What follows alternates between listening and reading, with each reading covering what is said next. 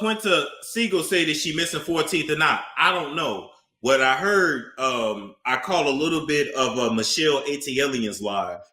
And what Michelle said is that allegedly Tamar had somebody drive her from Atlanta to Miami. She got her teeth done and she came right back. You see what these people out here doing to me. You see what these people out here doing to me. And you just ain't gonna say nothing. Storm Monroe just lit the internet on fire by calling out Tamar Braxton for setting up Funky Dineva. And baby, it is messy. Tamar out here wildin', acting like drama is her middle name. And this time, she pulled Funky Dineva straight into the storm. The headline is everywhere, and Storm Monroe, the heavyweight of YouTube tea, wasted no time gagging Tamar for what's being called one of the sloppiest PR stunts we've seen in ages. Here's the tea. Last week, Tamar had the whole internet clutching their pearls after she dropped a cryptic post claiming she almost died. Sis wrote that she woke up in a pool of blood, nose fractured, teeth gone, and said her entire outlook on life flipped upside down. Fans were flooding her comments with prayers. Her sisters were tagged nonstop, and the blogs. They were running wild with it.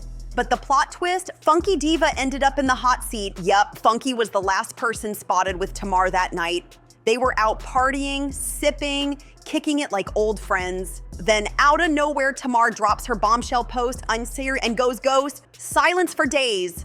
And while she stayed quiet as a church mouse, Funky's name was getting dragged all over social media.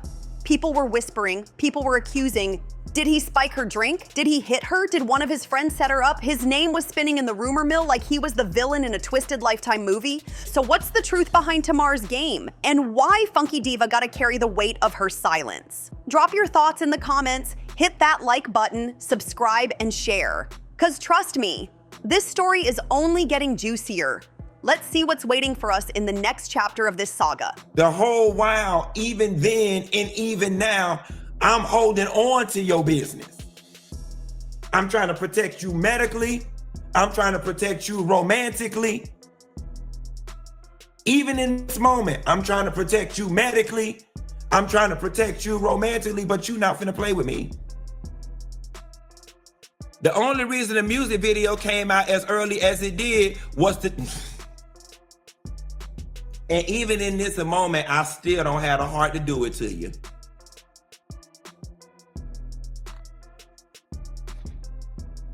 And I'm still protecting you in this moment. Even in this moment, I still don't even have the heart to do it to you.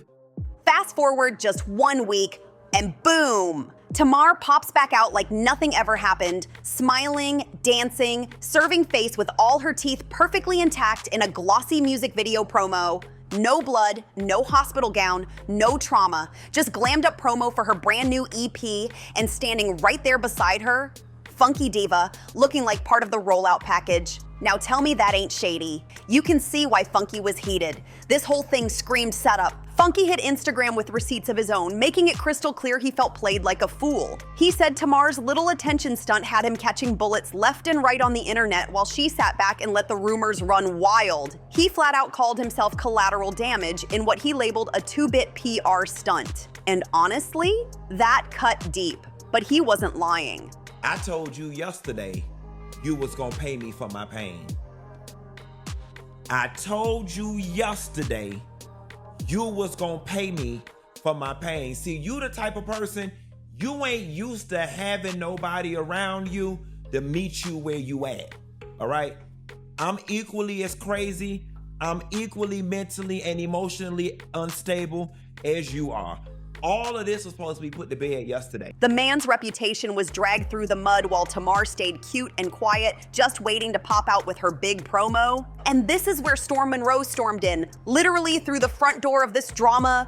Storm, who's been carving his spot in the YouTube gossip game for always keeping it raw, didn't hesitate. He saw Tamar's stunt, saw how Funky got burned, and said out loud what the rest of us were already thinking. This wasn't just messy, it was betrayal. On his platform, Storm went in and dragged the whole situation for filth, pointing out how Tamar set up someone she called a friend, because really, who does that? Who lets somebody you call fam take heat from the entire internet just so your music rollout has a little fake spice? That's cold. And here's the setup laid bare. Tamar wanted all eyes on her shiny new project, but instead she lit a fire that left Funky blindsided and Storm Monroe calling her out without mercy. The big question now, is this just another chapter in Tamar's long history of antics, or did she finally outplay herself this time? Storm wasn't holding back, child. He broke it down raw and plain. Storm made it clear Tamar wasn't just being messy, she was flat out wrong, and here's why. First thing he pointed to was that cryptic "I almost died" post. No context, no explanation, no clarity, just pure shock value. Storm said it straight. When you drop something like that, you're not just asking for prayers, you're tossing gasoline on the gossip flames and begging for chaos. And chaos is exactly what happened. All I'm asking is you make it right. The same way you wrote that crap in your stories that started this storm is the same way you can write, Funky Dineva did not do anything to me. I should have said something sooner, and it could be done. I suggest you and your team do it, and you do it moving before I tell it. For real, for real. Blogs went wild, fans panicked, and because Funky was the last one seen with her, all the fingers turned his way like he was the villain of the story. According to Storm, Tamar's silence wasn't mysterious at all, it was reckless. She let the rumor mill grind Funky's name into the dirt while she stayed quiet, watching it all unfold. And then came the real betrayal. Storm dragged her for not stepping up to protect Funky when his reputation was on the line. That's supposed to be fam, right? Friendship means you step in when your people are getting chewed alive by the internet. One simple post from Tamar could have shut the whole circus down, but instead she let Funky take hit after hit while she prepped her big music reveal. That's cold-blooded. Tamar could have ended the drama with one simple line, "Funky didn't harm me," but instead she left him dangling in the wind while the world side-eyed him. And Storm Monroe made it clear that wasn't just a little slip-up, that was betrayal, pure and simple. But child, Storm didn't stop there. He came swinging with every angle. He called out the timing of Tamar's so-called comeback too. She let the story simmer for days, had the internet praying over her like she was on life support, then out of nowhere pops back up looking flawless. Face beat, teeth intact, dancing in a slick new music video, and guess who's standing right beside her in that very promo? Funky Diva himself. Storm said it straight. That didn't look like a near-death scare, that looked like a PR stunt. The type of messy move that might get quick clicks for an EP, but it came at the cost of her friend's reputation. Storm also broke down Tamar's favorite trick, leaning into chaos instead of clearing it. He told viewers Tamar is always playing peekaboo with the truth, tossing out half answers, captions that hint but never explain, breadcrumb trails that lead nowhere. Sure, it works for headlines, but Storm warned it kills trust. Fans stop believing you and friends stop defending you. Because what feels like mystique online is nothing but manipulation in real life. And then Storm hit her with the dagger, perception. In music, Tamar's mystery might sell, but in friendships, that same energy makes you toxic. Funky has built his brand on blunt honesty while Tamar thrives on spectacle. Storm made it crystal clear. Those two worlds were always bound to clash. And when they did, Funky was the one who caught the bullet for her antics. Storm's words cut sharp, and they left no doubt. This wasn't friendship, this was exploitation. The bottom line couldn't be clearer. Tamar blurred the line between loyalty and theatrics. Instead of stepping up to protect her friend, she let him take the hits while she polished up her rollout. Instead of honesty, she chose spectacle. And instead of controlling her own narrative, she lost it completely.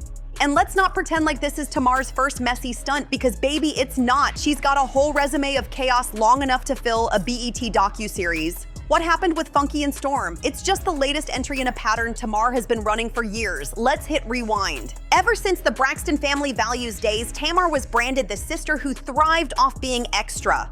Tony was the legend, Tracy, R.I.P., was the raw one. But Tamar, she was the drama magnet. She'd argue, cry, storm off set, then show up again like nothing happened, and fans ate it up every single time. Her sisters even admitted it out loud. Tamar lives for the spotlight and the chaos that comes with it. Even Tony once confessed, "We spoiled her, and honestly, you can see it. The proof is all over her career moves." The only thing I was looking for was some level of acknowledgement from her that I had did nothing to her and that I had no parts of what she had going on. All right? Now, I ain't no damn fool. We had to twist, move, bend her arm, and get an act of Congress for her to post a little post. And the post read something to the effect of, no matter what he says, I love Funky Dineva, and if I would have known what was going on while I was recovering, I would have said something. When Tamar's music started slowing down, the antics started screaming louder. Who could forget those cryptic hospital selfies? Sis would post pictures hooked up to IVs, asking for prayers like something tragic was unfolding. But the second fans asked what actually happened, she'd clap back with, mind your business. It was the same playbook, like bait the attention, stir the drama, then leave everyone guessing. And this Funky situation, it fits that pattern to a T. It's the same tired playbook Tamar pulled this time. Shock the people, stay vague, and sit back while the speculation spins out of control. And when it comes to falling out with folks, Tamar's track record is stacked. Candy Burris once said she was a nightmare to work with. She's had feuds with producers, background singers, even stylists. And just recently, she was shading her own sisters online like family therapy never even happened. Tamar's pattern is crystal clear. She knows that drama keeps people talking, and as long as they're talking, she stays relevant. But now let's put Funky Diva in the spotlight. Q is no saint. Let's be real, he's made a whole career out of reading celebrities for filth, wig sliding and all. But here's the difference. Funky owns his mess. He's blunt, he's shady, but he rarely hides behind mystery. If he says something, you know exactly where he stands. That's why this whole ordeal cut him so deep. His name got dragged straight through the mud while the one person who knew the truth, Tamar, sat quiet. Imagine that. A man who built his entire brand on being loud and unfiltered, forced into silence while the internet painted him as violent. That was pure torture for him. And people forget, Funky and Tamar actually had history. This wasn't some random industry link-up. She had been on his show, he had defended her when others dragged her, and behind the jokes there was a layer of genuine loyalty. So when Tamar's silence left the world assuming he hurt her, that betrayal stung worse than any clapback he could ever deliver. Because Funky's whole brand is about being messy on his own terms, not being thrown under the bus for someone else's spectacle. Funky will drag a celeb with wig sliding and a drink in hand, but one thing he's never done is build himself up by tearing a friend down. That's why this one cut different. It wasn't random trolls dragging him. It was Tamar's silence that made the dragging stick. In his eyes, she didn't just let the streets come for him, she handed them the plate. And the timing? Brutal. Funky had just celebrated his birthday when Tamar's I Almost Died story dropped. Instead of enjoying his weekend, he was out here dodging accusations, trying to prove he wasn't responsible for something that never even happened. Imagine that, your birthday turning into an interrogation, all because your so-called friend refused to clear the air. That irony wasn't lost on Funky, and it fueled his rage when he finally clapped back online. Fans clocked it too. Normally, Funky is the one accused of stirring drama for attention, but this time he was the one with the receipts, looking hurt instead of shady. The roles flipped. For once, Funky looked like the victim and Tamar looked like the villain. And let's keep it real, Tamar didn't invent this messy PR game. This celeb's been pulling stunts and dragging other people into the fire forever. Tamar just happens to be the latest example of what happens when attention becomes the product. Just think Jussie Smollett. Remember when he claimed he was attacked in Chicago? The world exploded. You don't give a f. And my thing about people like Tamar, I would respect her more if she was a mother and just say, I really don't give a f about you. I ain't clearing up shit because I ain't got to. I would respect that more than I'm in mommy mode, I am healing, I am damn near dead. You ain't that fuck. Allegedly, they rearranged your face. Them hands still work. You got a publicist and a manager. Outrage, support, celebrities rushing to defend him, the news cycle on fire. Then the receipts started crumbling, and suddenly he was the one accused of staging it all. And who got stuck with collateral damage? The folks who vouched for him, Taraji, Lee Daniels, half of Hollywood, they all had to eat crow for going hard too soon before the truth came out. That's the kind of heat Funky felt, trapped in the middle of his friend's messy story with zero control over the fallout. And honestly, Tamar's move looked straight out of Blac Chyna's old playbook. Back in her wild days, Sis was the queen of hospital selfies and cryptic posts, always hinting at some vague health scare. Then boom, like clockwork, a new product launch or an OnlyFans drop. It worked for clicks, but the people around her, they always got dragged into the mess. Whether it was Rob, Tokyo, or Tiga, somebody ended up catching strays while China kept cashing in. And Tamar's bloody floor post, it had the same energy, the kind of stunt that screams rollout disguised as tragedy. Even Kanye West ran this formula. Every single album came with chaos attached, feuds with Jay-Z, beef with Pete Davidson, rants about Kim, and right when the storm was at its peak, the album dropped. Fans eventually caught on. The drama wasn't random, it was strategy. But the folks he dragged into it, Taylor Swift, Wiz Khalifa, Amber Rose, they were the ones left to patch up their reputations after being scorched by Kanye's spotlight. Funky Diva's situation fits right in with that tradition, the collateral damage of someone else's spectacle. And let's not pretend Storm Monroe stepping in was shocking either. He's part of a long line of commentators who've made their names by holding celebrities accountable even when it costs them. Wendy Williams did it on daytime TV, Charlemagne the God does it every morning on radio, and Tasha K does it on YouTube. Sometimes way too far. But Storm? And just like every other adult, and every other entertainer, and every other person that got a project coming out, you're glued to the blogs. So you see, and because I know you, and I know how much you dig in the comments and you concerned about what people say about you. He knew exactly what lane he was stepping into, and he had no problem dragging Tamar's stunt into the light. They all got heat for being too harsh, but let's be real, they set the standard. If you pull a messy stunt and people get hurt, somebody's gonna call you out.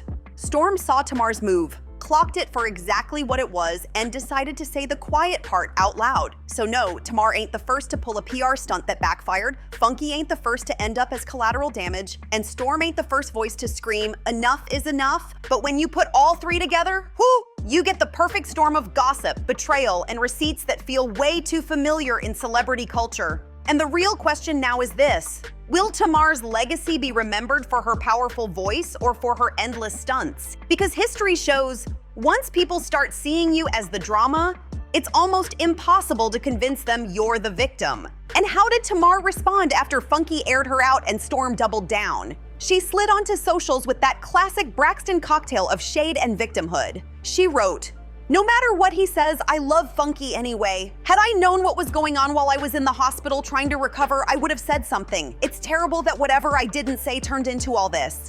I just want peace."